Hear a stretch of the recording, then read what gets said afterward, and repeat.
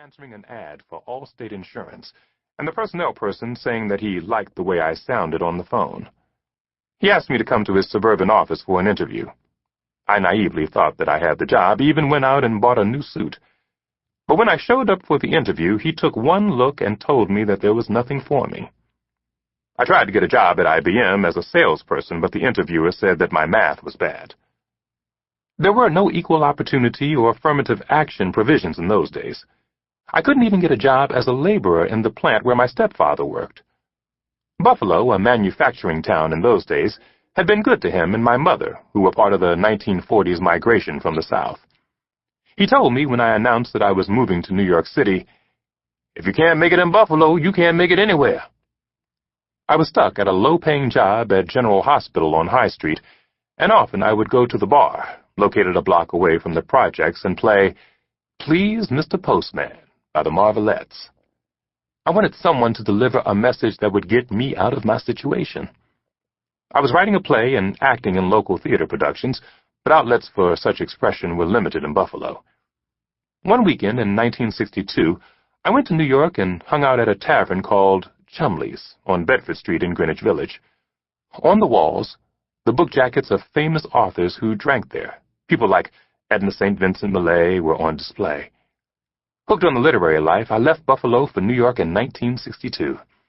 I was 23 years old. I joined the Umbra Workshop of African-American writers and attended parties where Norman Mailer, Ralph Ellison, Amiri Baraka, and James Baldwin were holding forth. By the time I was 27, I had a book contract with Doubleday, thanks to the assistance of poet Langston Hughes and the late editor Anne Friedgood. Boxer Mike Tyson once defined tragedy as giving millions of dollars to a 20-year-old. I didn't receive even $1 million, but I was still not ready for early literary success. I was messed up. Drank too much, talked too much, left a trail of hurt feelings. I wasn't used to such attention. My poetry was quoted in the New York Times. My name was dropped in gossip columns. I wasn't up to the dinners held in my honor at Doubleday's townhouse, the adulation of women, the fame that accompanied being young, gifted, and black in the New York of the 1960s. The jacket of my first novel, The Freelance Pallbearers, was put up on the wall at Chumley's months before the book itself had even come out. I was living with a dancer-choreographer named Carla Blank. We had an apartment on 23rd Street in Chelsea. Carla was a star among an avant-garde group of dancers and artists that included Meredith Monk, Elaine Summers, and Sally Gross. Her last major public performance in New York with collaborator Suzushi Hanayagi, titled The Wall Street Journal, had received a standing ovation and cheers at Judson Church. But we both felt a need for change, for new challenges. I tell people that if I'd remained in New York, I would have been murdered by affection. Indeed, New York's ability to absorb talent is one of the reasons that among American cities, it's still the most brilliant. But such affection can lull you into apathy. Alfred Kazin told Ralph Ellison that if he hadn't spent so much time hanging out at 21, Ellison could have finished his second novel, whereupon a scuffle reportedly ensued. Ellison wore out his welcome among the literati, and by the time he made a public break with his sponsors, it was too late. He'd lost his creative juice. My solution to wearing out my welcome was to leave, and in 1967, Carla and I went to Los Angeles. We spent a very frugal summer there. She worked as a theater instructor at Eddie Rickenbacker's camp in the mountains. Because I had received an advance from Doubleday, I was able to remain in our apartment in Echo Park Canyon, working on my second novel, Yellowback Radio Broke Down, a deconstructionist Western before the term became an American academic buzzword. In September, we traveled to Berkeley. We found an apartment in a ticky-tack and waited for the publication of my first novel, The Freelance Pallbearers. The book came out, and nothing happened. Of course, had I remained in New York, there would have been the network interviews, the parties, and bookstore appearances. But I was on the West Coast, which Mike Gold, the New York columnist writer of the 1930s, described as a sanatorium. I could just as soon have been in another country. We were broke. But a couple of days after I'd returned from the Berkeley unemployment office, I got a call from the late Thomas Parkinson, then professor of English at UC Berkeley, inviting me to teach.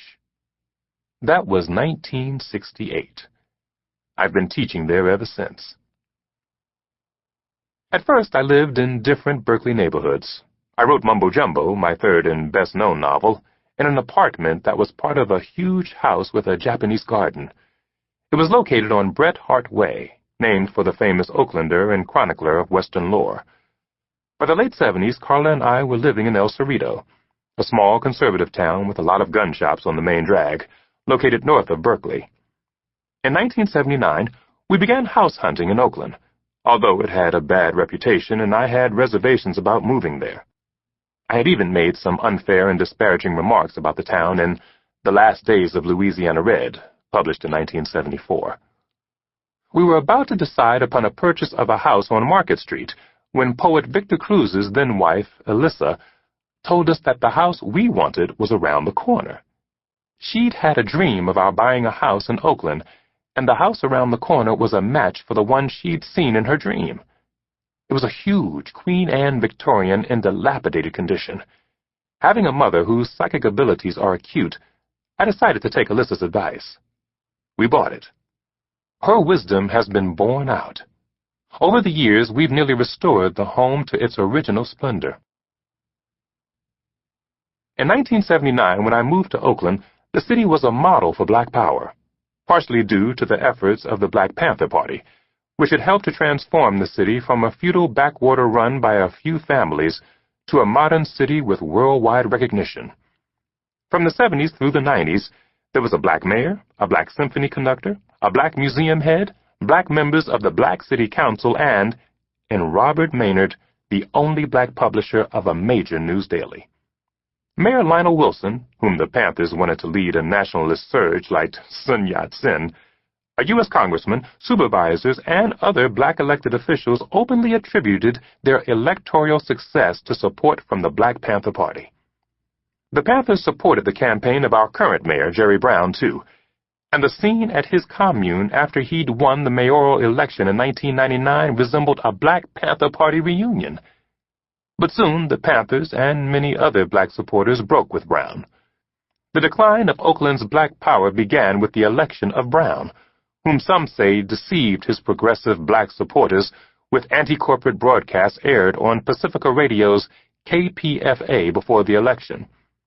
He wouldn't be the first Oakland mayor elected through the efforts of blacks only to abandon them once in office. A progressive conservationist mayor had done the same thing more than 100 years earlier. The only reminder of the power that blacks once wielded might be the names of black leaders etched on downtown buildings, the post office, a courthouse, and the federal and state buildings, like monuments to now forgotten pharaohs covered by desert sand, or the Oakland schools and streets now named for forgotten invaders from New Spain, Mexico. But now that many of Brown's policies have failed, Wilson Riles, Jr., the mayor's opponent in the last election, predicted that African-American influence was making a comeback, and that the mayor's much ballyhooed plan to draw middle-income blacks and high-techers at the expense of low-income blacks would fail. A couple of days after interviewing Wilson Riles, Jr. for this book, my daughter Tennessee and I ran into Dory Maynard, daughter of the late Robert Maynard, at Dolores, Oakland's all-night newsstand. As if to confirm Riles's comment about a black comeback, Dory said that she and some other black Oaklanders were restoring a Victorian block in West Oakland under a first-time home ownership plan, planting roots.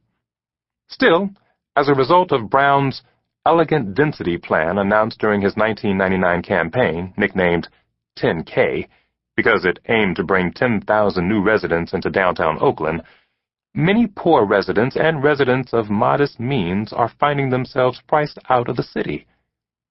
Brown had promised that this wouldn't happen.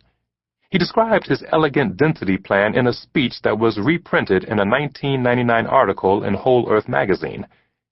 He wants to create construction jobs and stimulate the retail and entertainment sectors.